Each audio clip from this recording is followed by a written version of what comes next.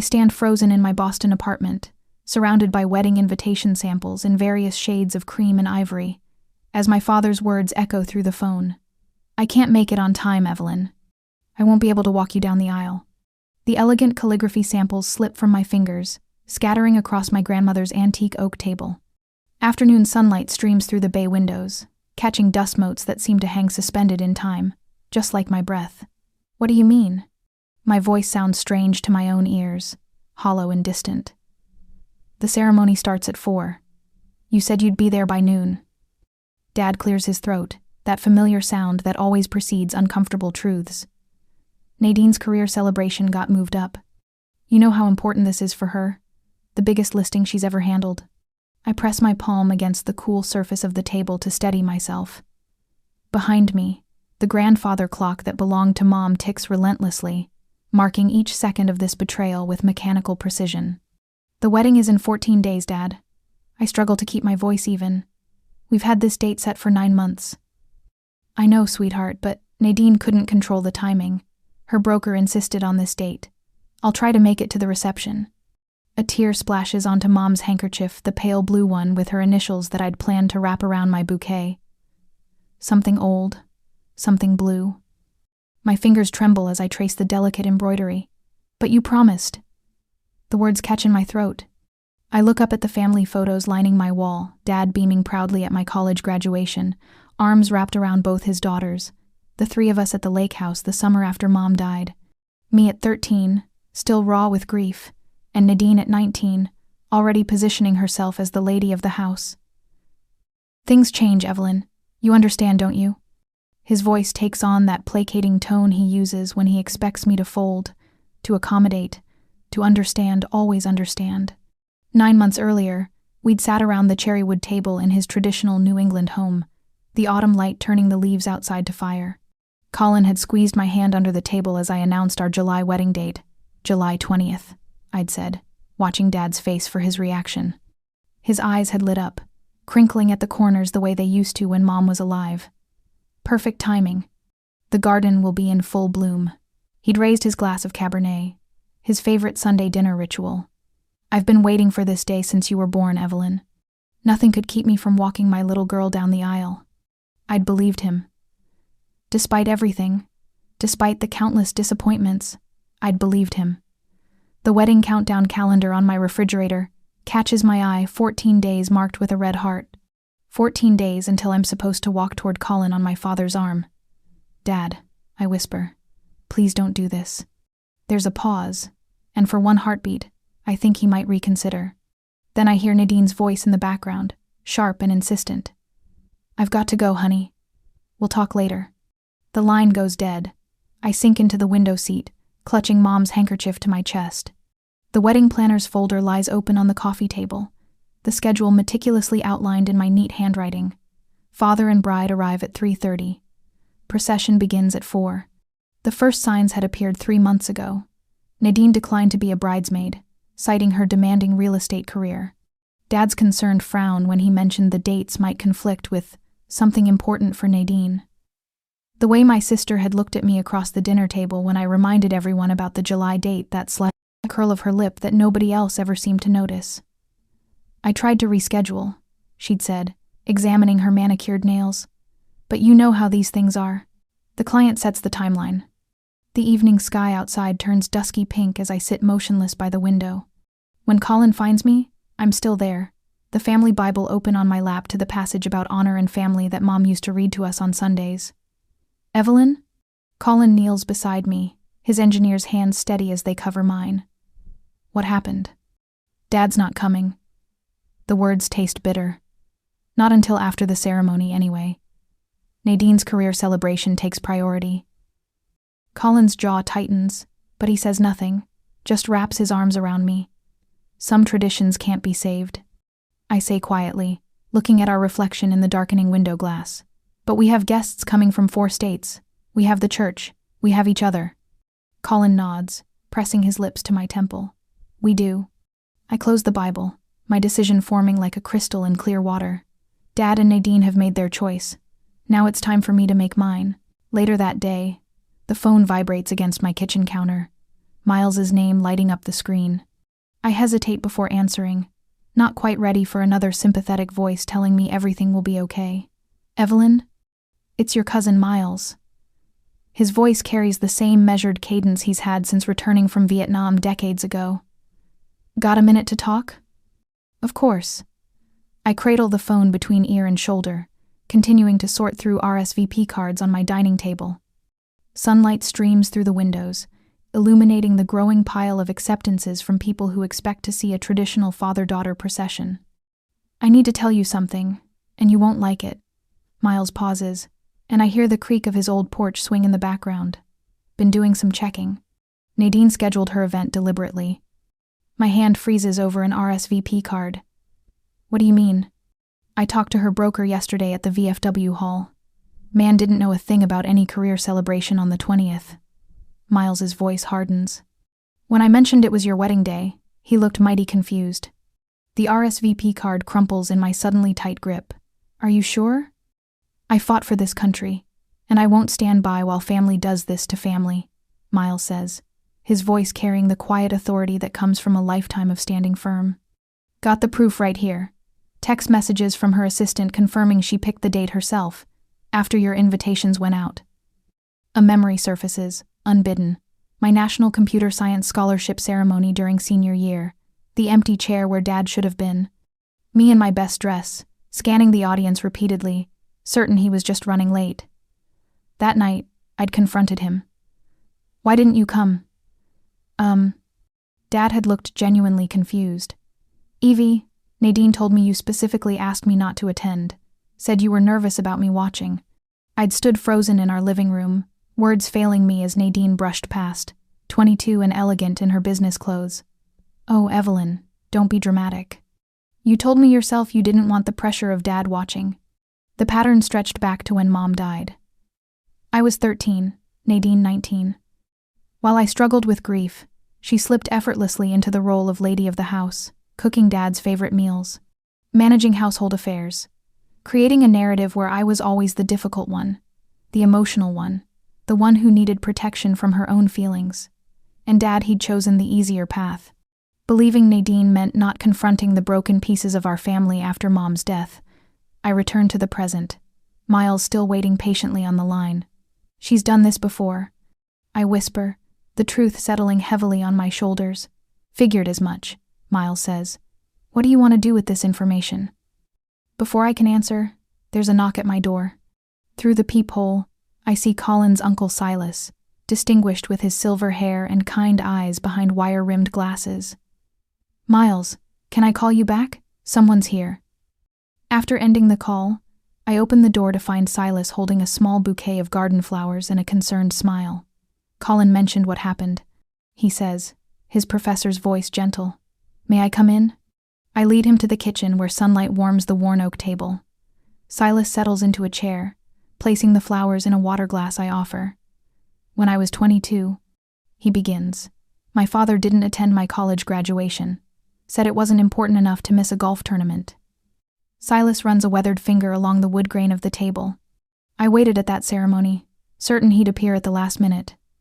I pour coffee into Mom's old china cups. What did you do? Learned something I've carried for 50 years. Silas accepts the coffee with a nod of thanks. Family isn't always blood.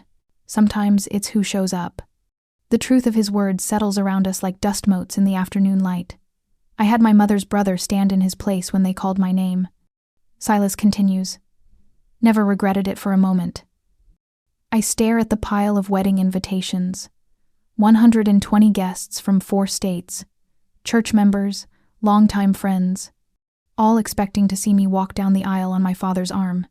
It's not just the ceremony, I say quietly. It's everything that comes with it. The father-daughter dance, the blessing before dinner, the empty chair at the head table, and the whispers, Silas acknowledges, people wondering why Calvin Mercer isn't walking his daughter down the aisle. I nod, throat tight. May I share something else I've learned? Silas asks, his eyes kind behind his glasses. Tradition is meant to honor relationships that matter, not preserve appearances that don't. We sit in comfortable silence as the grandfather clock in the hall marks the passage of time. Outside, Birds visit the feeder hanging from my balcony. The world continues, indifferent to my shattered expectations. Uncle Silas, I say finally, the words forming before I fully realize I've made a decision. Would you consider? I mean, if it's not too much to ask. His eyes meet mine, steady and understanding. Would you walk me down the aisle? The question hangs between us, fragile and hopeful. Silas's eyes fill with tears, his coffee forgotten. It would be the greatest honor of my life. For the first time since Dad's call, I feel something lift from my shoulders. Not everything the hurt remains, the anger too, but enough to breathe more freely. You're sure? I ask. Silas reaches across the table, his hand covering mine. I've known you since you were 17, when you first started dating Colin. I've watched you grow into an extraordinary woman. This isn't a consolation prize, Evelyn. This is a privilege. Later, as Silas prepares to leave, he pauses at the door. Your mother would be proud of you today. The words catch me off guard, bringing fresh tears. How do you know? I ask. Because I'm proud of you, he says simply. And anyone with sense would be. After he leaves, I return to the table where my phone sits beside the scattered wedding preparations. Miles's revelation about Nadine. Silas's offer to stand in Dad's place. Two paths stretching before me, one clinging to what should have been, one accepting what island I pick up the phone and dial Miles's number. Something has shifted within me. The wedding will proceed in 14 days, but now, for the first time, I'm the one choosing what family truly means. My phone buzzes against the kitchen counter at 6:15 a.m. The next morning, 13 days before the wedding. The sound feels like a wasp trapped under glass. I know who it is before I look. Good luck. I'll try to make it to the reception after 7. Dad's text glows cold and impersonal on the screen. No, I'm sorry. No explanation. Just clinical information delivered before dawn, as if diminishing my wedding to an appointment he might squeeze in after more important matters. I set the phone down without responding. Colin sleeps in the bedroom, his breathing steady through the partially open door. On our refrigerator, wedding invitations sent to 120 guests mock me with their elegant promise of traditional ceremony. By afternoon, my cousin Margaret calls, her voice unnaturally careful. Evelyn, honey, I just got off the phone with your sister. She mentioned you're having family troubles. My stomach tightens. What exactly did Nadine say? A pause. That you're being unreasonable about the timing. That Calvin is heartbroken you won't adjust the ceremony time to accommodate him. I press my palm against the cool countertop, steadying myself. Did she mention that Dad agreed to this date 9 months ago? Or that her career celebration was scheduled only after our invitations went out? Another pause. Oh, no, she didn't mention that part. The calls continue throughout the day. Aunt Patricia, Uncle James, even my mother's childhood friend Eleanor, who hasn't spoken to me since the funeral. By evening, my church friends exchange concerned glances during choir practice. Pastor Wilson pulls me aside, his weathered face creased with worry. People are talking, Evelyn. You know how this town works. I nod, swallowing the knot in my throat. In a community where 3 generations attend the same church, rumors spread faster than summer thunderstorms. The next morning, I drive to the historic Victorian on Maple Street, where Uncle Silas lives alone with his books and memories. The old professor opens his door before I knock, as if he's been waiting. Come in, my dear. The kettle just boiled. His study smells of leather and pipe tobacco, though he gave up smoking years ago. Afternoon sunlight filters through stained glass panels, casting rainbow patterns across floor-to-ceiling bookshelves. Colin told me what happened, he says, pouring tea into delicate china cups that belonged to his late wife. I'm deeply sorry. I accept the cup, warming my hands around it. I don't know what to do, Silas. Dad's making me the villain in his story. Silas settles into his worn leather chair, his movements deliberate. You know, I've spent 50 years studying family histories, the ones in these books. He gestures to the shelves, and my own. He sips his tea, eyes distant with memory. When my father refused to attend my college graduation because my chosen field wasn't practical enough, I thought my family tree was permanently damaged. What happened? I ask. I discovered something profound. Sometimes the strongest family trees are the ones we graft ourselves. His blue eyes, still sharp despite his 76 years. Focus on me. Biology provides roots, Evelyn, but it doesn't dictate who nurtures our growth. Something shifts inside me, like a locked door finally opening. That evening, I sit on the porch swing of my childhood home, phone pressed to my ear. The maple trees cast long shadows across the lawn as the sun dips toward the horizon. Dad, I need to understand. Why can't you be there before the ceremony? My voice sounds different, steady, certain. Evelyn, you know about family obligations. It's complicated with Nadine's event. It's not complicated, Dad. It's a choice. Silence stretches between us, broken only by the creak of the swing chains. I've always been there for you, he says finally, defensiveness edging his tone. Not always, I reply softly. Not when it mattered most. The screen door closes behind me with a gentle click as I walk away, leaving expectations on the porch. Colin takes 3 days off from his engineering firm to help with rearrangements. His mother Dorothy arrives with handmade table runners and fresh flowers from her garden.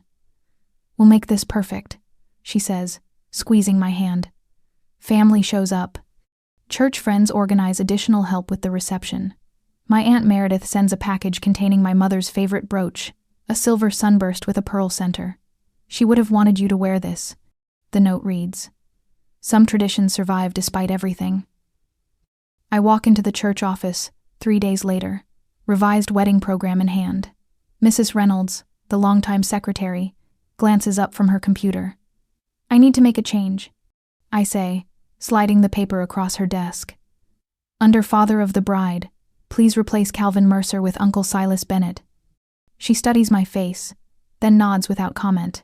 Her printer hums to life, producing the updated program with its elegant script. The coordinator will need to adjust the seating chart, she says, her kind eyes meeting mine. Do you want me to tell her? No, I answer. I'll do it myself. The words feel powerful on my tongue, a declaration of agency, not defeat. The evening before the wedding, I am fully organized with the people who actually care about me, and I don't need my family any longer. That night, a knock at my apartment door revealed Silas standing in the hallway, a small velvet box in his weathered hands. May I come in? He asks. He settles onto my sofa, opening the box to reveal a strand of pearls nestled against dark blue velvet. My mother wore this on her wedding day in 1951, he says. Elizabeth wore them when we married in 72. They've waited in my drawer since she passed. His voice catches. She'd want you to have them now. As he fastens the cool pearls around my neck, I catch our reflection in the mirror, his silver hair and lined face next to my youth, connected by something deeper than blood. Later that night, Cousin Miles arrives, his military posture unchanged despite his 70 years. He pulls a folder from his jacket. Evidence? He says simply. Nadine's career celebration is just drinks with friends, and here, he points to a series of text messages. She specifically told Calvin not to leave before 7. I study the documents, methodically organized with timestamps and notes. What do you want me to do with this? Miles asks. I consider the approaching day, the pearls resting against my collarbone, the chosen family gathering to stand beside me. Use it only if necessary. I decide. This is about healing, not hurting. Miles nods, understanding in his eyes. Sometimes the best revenge is living well. I place my hand over his. Thank you for being the family who shows up. That night, I sleep peacefully for the first time in weeks, no longer waiting for approval from those unwilling to give it. Tomorrow, I'll walk down the aisle with someone who chose to be there, a realization both bitter and surprisingly sweet. Family, I've learned, isn't always who you're born to. Sometimes, it's who appears when everyone else walks away. The next day, the morning light filters through stained glass windows, painting rainbow patterns across the church's preparation room. I stand before the antique full-length mirror, watching as Dorothy adjusts the back of my wedding dress. Her weathered hands move with surprising dexterity, securing each tiny pearl button with care. Almost perfect, she murmurs, her silver hair catching the light as she steps back to assess her work. The pearl necklace Silas gave me rests cool against my skin, catching sunbeams and throwing tiny prisms across the ivory lace of my bodice. I touch it gently, drawing strength from its solid presence. My phone buzzes on the vanity table. I meet Dorothy's eyes in the mirror. She nods, retrieving it while I remain still. "It's from your father," she says, her voice carefully neutral. Still at Nadine's. Running late. I take a deep breath, feeling my ribs expand against the structured bodice. How unexpected. Dorothy's lined face softens with understanding. She sets the phone face down and returns to her task, a silent act of protection I appreciate more than words can express. "You look exactly like your mother did," she whispers, her voice catching. "Patricia would be so proud of the woman you've become." Outside the preparation room door, I hear the rustle of guests arriving, the low murmur of conversation filling the sanctuary. My chosen family creates a protective buffer between me and the world, filtering messages and visitors with military precision. My cousin Miles knocks softly before entering, his Vietnam veteran's pin gleaming on his lapel. Nadine's calling relatives. He reports, "Spinning stories about you cutting your father out. Nobody's buying it." I smooth my hands over the satin of my skirt. "And Dad?" "Left 3 voicemails about traffic and delays." Miles shakes his head. His excuses are falling flat. People know the truth.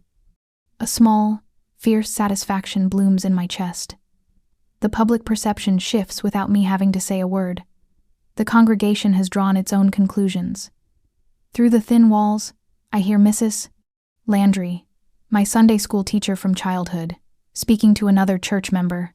Calvin Mercer, missing his daughter's wedding. Never thought I'd see the day. A lifetime of community observation serves as its own justice. In small towns, people remember. Through the narrow window, I glimpse Silas pacing outside in his best charcoal suit, index cards clutched in his hand. He practices the words he'll say when the minister asks who gives this woman. The wedding coordinator appears with an envelope. "From Colin," she says with a warm smile.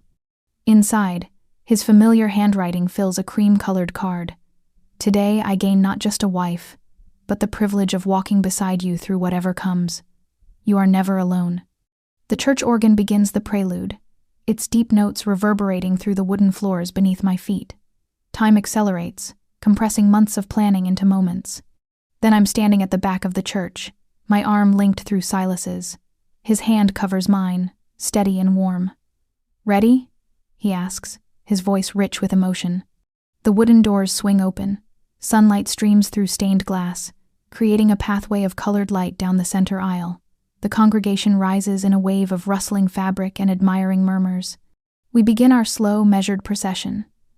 The pearl necklace catches the light with each step, a beacon of chosen connection. Silas walks with military precision, his silver hair and distinguished bearing commanding respect. I scan the faces turned toward me. Longtime family friends sit prominently on my side of the aisle, a silent testament to their allegiance. Colin's relatives welcome guests with genuine warmth, stepping into roles my family abandoned. When we reach the altar, the minister asks the traditional question, "Who gives this woman to be married to this man?" Silas's voice fills the sanctuary, unwavering. "Her family and I do." A ripple of emotion passes through the congregation. Mrs. Landry dabs at her eyes. Miles stands straighter in the front row. These people understand the weight of Silas's words, the beautiful truth of the chosen family. The ceremony unfolds with perfect precision, each tradition honored, each moment meaningful. Colin's hands tremble slightly as he slides the ring onto my finger, his eyes never leaving mine. When the minister pronounces us husband and wife, the church erupts in applause that feels like vindication. At the reception, the celebration continues without a hitch. The father-daughter dance approaches that moment I'd once dreaded. Now Silas steps forward, offering his arm with a slight bow that makes me laugh through happy tears. As we sway to the gentle music, I notice a movement at the back of the reception hall. My father slips in through the side entrance, his face lined with regret as he watches us from the shadows. Our eyes meet across the crowd. I don't miss a step. I don't falter. I continue dancing with the man who honored his promise to stand beside me. The look on my father's face speaks volumes, the dawning realization of what his choices have truly cost him. Several guests notice his arrival, offering cool acknowledgments rather than warm welcomes. "He's here," I murmur to Silas. "Does that change anything for you?" he asks gently. I consider the question as we complete our turn on the dance floor, the pearl necklace warm against my skin. "No," I reply with surprised certainty. "It doesn't change a thing. For the first time, I understand that some absences create space for greater presence." Some betrayals lead to unexpected blessings, and some traditions, when broken, allow new and stronger bonds to form in their place. The music swells around us, and I surrender to the joy of this moment, this perfect wedding, that happened not despite the betrayal, but because it pushed me to create something more authentic than I'd initially planned. Calvin approached me through the swirl of dancing guests, his silver tie slightly askew and his cologne too strong, as if he'd applied an extra dose for courage. The string quartet played softly in the background as guests mingled beneath crystal chandeliers. "I'm here now. Isn't that what matters?" His eyes searched mine for absolution, hands extended in supplication. I clutched my champagne flute tighter, the pearls at my throat suddenly heavy. The reception hall glowed with amber light, casting long shadows across the polished wood floor where Colin and I had shared our first dance as husband and wife without my father present. "The toast," Calvin said, reaching for a glass from a passing server. "I'd like to give the traditional father's toast." A notification lit up my phone screen, Nadine calling again, the 5th time since the ceremony. I silenced it without looking away from my father. "It was just the ceremony," he continued, his voice dropping to that familiar placating tone. "I'm here for the important part." The string quartet transitioned to a waltz, the notes floating through the reception hall like memories of what should have been. Guests swirled around us, their laughter creating a bubble of celebration that excluded the tension between us. "The important part?" I repeated, my voice steady despite the tremor in my hands. "The ceremony where Uncle Silas walked me down the aisle, where he responded, 'Her family and I do,' when asked who gives this woman. That wasn't important to you?" Calvin's jaw tightened as he turned away, approaching my mother's elderly cousin Beatrice. Their conversation carried across the dessert table, his voice rising just enough to be heard. "After everything I've done for her," he said, shaking his head, "to be disrespected like this on what should be a day of family unity." Beatrice's uncertain glance in my direction sent a chill through me. The whispers began, rippling through the elegant reception hall like wind through summer wheat. Aunt Margaret leaning toward Uncle Howard, Cousin Sarah's eyebrows rising as she listened to her husband Robert. The tension threatened to overshadow what had been a perfect ceremony. Colin appeared at my side, his hand warm against the small of my back. "You okay?" Before I could answer, Cousin Miles approached with unexpected purpose in his stride.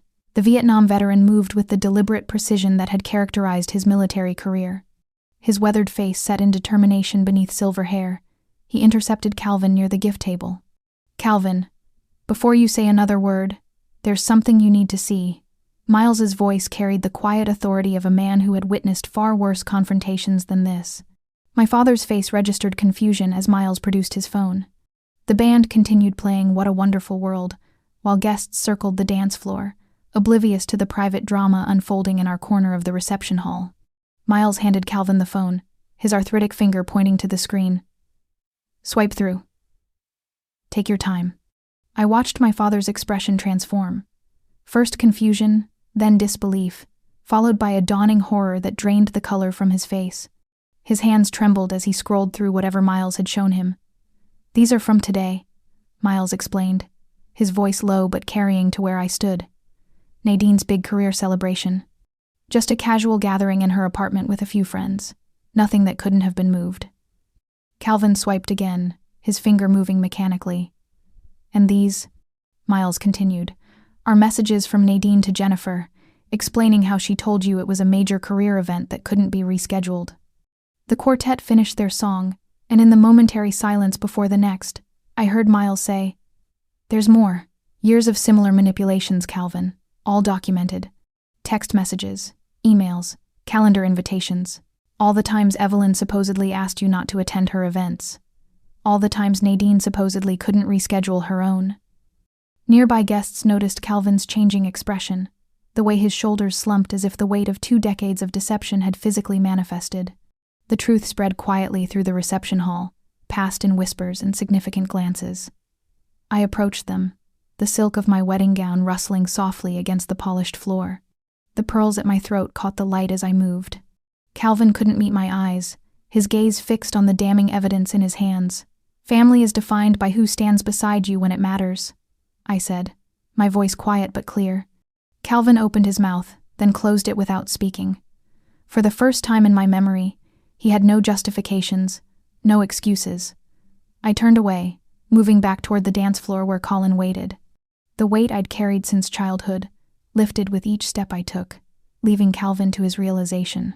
20 minutes later, I noticed Calvin slip out of the reception hall. He didn't confront Nadine, didn't make excuses to the guests. He simply left, shoulders hunched beneath his expensive suit jacket. The facade of the devoted father finally shattered beyond repair. Uncle Silas approached, offering his hand for a dance. "You look beautiful, Evelyn. Your mother would be proud." As we moved across the floor, I caught sight of my reflection in the gilded mirrors lining the wall, radiant in white, surrounded by those who truly cared. The pearls gleamed at my throat, a symbol of genuine family bonds that transcended blood. The next morning, Colin and I loaded our suitcases into our car for the honeymoon. Calvin's sedan sat parked across the street from our apartment building, empty. Under our door, we found a handwritten note in my father's precise penmanship. Colin held it up. "Do you want to read it now?" I looked at the folded paper, then at my husband's face, and finally at our packed car waiting to take us to the airport, to Bermuda, to our future. "No," I said, placing the unopened note in my purse. "Not now." As we drove away, I wondered if some betrayals cut too deep for forgiveness, or perhaps forgiveness wasn't about the betrayer at all, but a gift the betrayed give themselves. Either way, that decision could wait until after our honeymoon. For now, I had chosen my family, and they had chosen me. The October sunlight streams through the bay windows of our new Boston home, casting warm patterns across the hardwood floors. I arranged fresh chrysanthemums in a crystal vase that belonged to Colin's grandmother, a wedding gift that now sits proudly on our dining table. 3 months have passed since our wedding day, and the photographs lining our mantel tell the story better than words. Uncle Silas, his eyes shining with pride, walking me down the aisle. The pearl necklace caught the light as I spoke my vows. Colin wraps his arms around my waist, pressing a kiss to my temple. Coffee's ready. I lean back against his solid warmth, savoring the simple morning ritual that has replaced the tension of my previous family dynamics. Perfect timing. We settle at the breakfast nook when the phone rings. My breath catches when I see the caller ID. "Dad," I say, answering with steady hands. Unlike that devastating call 14 weeks ago, I stand tall by the window, looking out at my autumn garden, the mums and asters I planted when we moved in, already establishing roots. "Evelyn." His voice sounds older, worn at the edges. "I was hoping we could talk." I watch a cardinal land on our bird feeder. I'm willing to talk, but on new terms. The following Tuesday, I meet Dad at a neutral coffee shop downtown. The afternoon crowd provides a comfortable buffer as I slide into the booth across from him. His face has new lines I don't remember seeing before. "Thank you for meeting me," he says, hands wrapped around his cup. "I'm setting boundaries, Dad. I'll listen, but I won't accommodate manipulation anymore." He nods slowly. "Miles showed me everything. All these years, I believed what Nadine told me because it was easier." His voice cracks. "I enabled her, and I lost you in the process." I take a measured sip of my tea. Trust isn't rebuilt in one conversation. "I know. I'm just asking for a chance to try."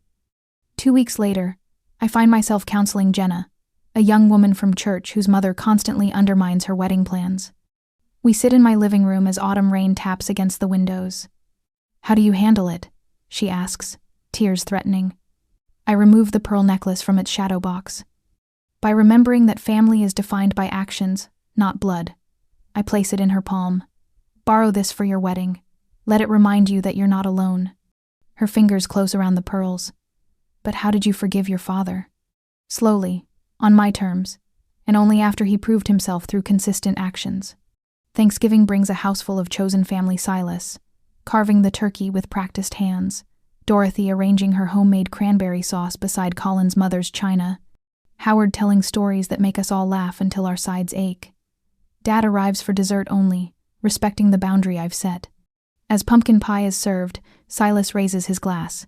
"To family, those who show up when it matters most." Dad's eyes meet mine across the table, understanding the lesson in those words.